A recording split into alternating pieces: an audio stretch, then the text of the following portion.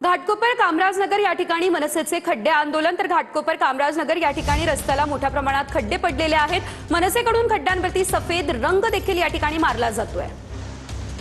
आपण ही दृश्य पाहू शकतोय कशा प्रकारे या खड्ड्यांच्या भोवती सफेद रंग मारला जातोय। हे खड्डे हायलाइट केले जात आहेत। कामराजनगर या ठिकाणी मनसेचं हे खड्डे आंदोलन बघायला मिळत आहे। अनेकदा खड्ड्यांमध्ये पाणी साचलेलं असतं, खड्डे कळून येत नाही आणि त्यामुळेच या ठिकाणी या खड्ड्यांना पांढरा रंग मारला जातोय।